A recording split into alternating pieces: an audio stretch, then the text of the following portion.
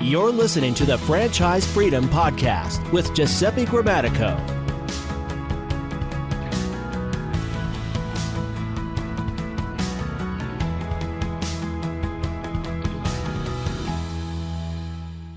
Welcome to the Franchise Freedom Podcast. I'm your host, Giuseppe Grammatico, your franchise guy, the show where we help corporate executives experience time and financial freedom via franchising. And I have an exciting episode for you today.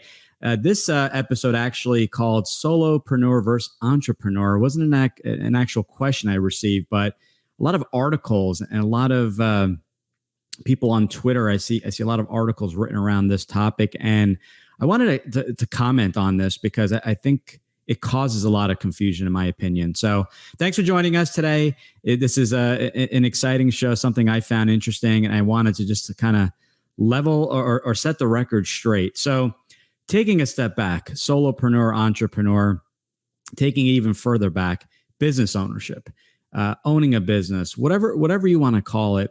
Essentially, the whole reason for doing this is, as I talk about over and over again, are the 5 freedoms. And that is, and typically it's all 5, but sometimes people prioritize maybe the top 2 or top 3. But it's time freedom, the freedom to do anything you want, or I should say when you want, working the hours, the if you want to take off a month, it's that kind of thing, right? Having true control, never missing the kids' sports events, Girl Scouts, Boy Scouts, all that stuff. So that's time freedom. Financial freedom, having the flexibility, having the extra income. Being able not to worry about how you're going to be paying your rent or your mortgage every month. So there's time freedom, financial freedom, freedom of a purpose, a business that truly has a purpose, really helping the community in certain aspects. We have, for example, franchises that really assist in helping reduce the childhood obesity epidemic while helping kids get more active. There's the freedom to work with who you want. As an employee, you're kind of like, okay, these are the people you're working with. This is your manager. As an entrepreneur, as a business owner, you can pick and select your employees, the clients you want. You're able to, if just a client is causing issue, not work with that client or customer anymore. And then there's the last freedom, which is one that I typically forget to mention, is freedom of location, of where you're actually located. There are tons of entrepreneurs that I talk to that don't even live in the same country they do business in. They may live in Europe or in South America doing business in the U.S. So those are the 5 freedoms. So that's ultimately the reason we're doing this, are for those freedoms. Entrepreneurship, or I should say, I should, because of all the different terms, business ownership, is there's risk involved. There's a time commitment. It takes a while to get the business up and running. Some you're going to be much quicker than others. Others that will take a little bit longer, have a more complicated infrastructure. Maybe they require a build out of a specific location. But ultimately, I think we're looking for the same thing. Now, people argue all the time: is solopreneurship versus entrepreneurship better? Are you truly a business owner or not? That's just a bunch of crap. When people actually have such a strong opinion on one versus the other, and I'm really passionate, and I'm really just sick and tired of hearing the arguments. We put these labels on everyone as to what they should be called, what's better, what's worse.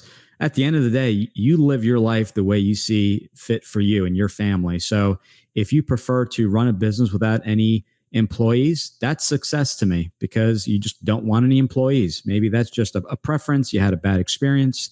If you want to have 100 employees, that's fine as well. It's not about the size of the company. It's not about how much you're making. It's truly what you're looking for. And some people, by the way, value time versus financial freedom. People, I think, tend to gauge the financials because that's easy. It's a numbers game, right? You did $1 million in revenue. Half a million was in expenses. So it's easy to gauge 50% you made or you kept from the business. Whereas as in time, we don't really keep track of, well, I work 4 hours this week and 12 and it yielded me this. At the end of the day, it makes absolutely no difference. If you want to call yourself a solopreneur, business owner, an entrepreneur, it doesn't make a difference. If you're happy, if that's what you're looking for, if you're just looking to put in the bare minimum, 20 hours a week, go to every event, be home for dinner, be home for lunch, work from home, have no employees, and that's what you define as success. You are successful, whatever you want to call yourself. So I think we are all business owners. We are all, trying to create something over and beyond. It is a lot of work. It does take a lot of time, effort, energy, funds, some more than others. So, and the other thing too is, and I hear this debate all the time. Are people truly solopreneurs? I don't really know what a solopreneur truly means at the end of the day. If you break it down, I don't know of any company that I've yet talked to that's truly a solopreneur. Meaning that, yes, I am a solopreneur in that I am the only person in my company. I do not have any employees, but I do have a company that does our billing. I do have a company that edits our podcast. I do have a company, it's an AI company that helps me with some of the distribution of the podcast. So now these are 3 separate companies that I am utilizing. They are 1099. They are not employees of ours, but they do take some stuff off my plate. I can easily replace all 3 with 3 employees. And now am I considered an entrepreneur? So at the end of the day, no one's truly building the business on their own. They really have the help of outside vendors, whether they're 1099 contractors or businesses or employees. At the end of the day, you are utilizing services from the outside, and those services you're using for the outside have their own employees, sometimes their own contractors, but they're in many cases their own employees. So really get past these labels. Who cares what you're called? I think it's, again, a bunch of crap. I think if you truly are happy, you have in your mind what that ideal business looks like, and your business looks like what that ideal business looks like, you are successful. So let's put this debate at rest. If you want titles, pick your title and run with it. But I consider myself self-employed. I'm an entrepreneur, solopreneur, and business owner, all wrapped in one. You may argue with me. I'd love to hear your thoughts on that, but ultimately, let's really look at what's most important in being happy, living the life that you kind of planned out, and living with those 5 freedoms. And again, I love talking about these, and I'll repeat them: time freedom, financial freedom, freedom of purpose, freedom to be located exactly, the location wise, and freedom to work with the people you enjoy working with. So if you have all 5 and you have 100 employees or 0 employees, I think that's pure success, in my opinion. So love to hear your thoughts. And by the way, this is a topic that I've read about, so not a direct question. So we shifted gears a little bit here, but wanted to hear your thoughts. Wanted to hear if you have a question, comment, or topic for a future episode. We are going to continue the series this year. We don't know how long we're going to go with this.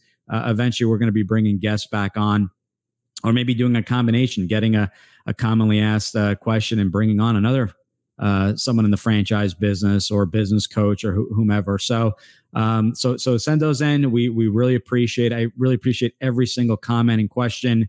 You can email me, the website, go right there, ggthefranchiseguide.com.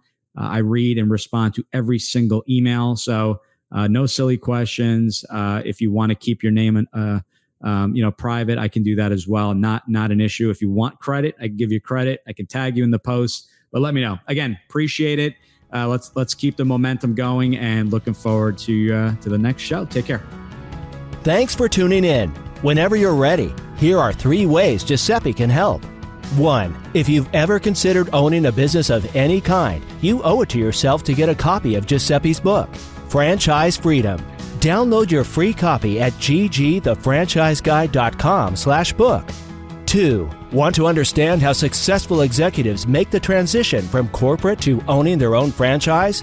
Join Giuseppe's next online presentation, Franchise Freedom: How to Escape the Corporate World and Have Financial and Time Freedom by Owning a Franchise, by going to ggthefranchiseguide.com/video. 3. Want to work with Giuseppe one-on-one to identify the right franchise opportunity for you, to navigate the process, and get plugged into experienced franchising advisors? Send him an email to gg@ggthefranchiseguide.com with one-on-one in the subject, and he'll send you all the details.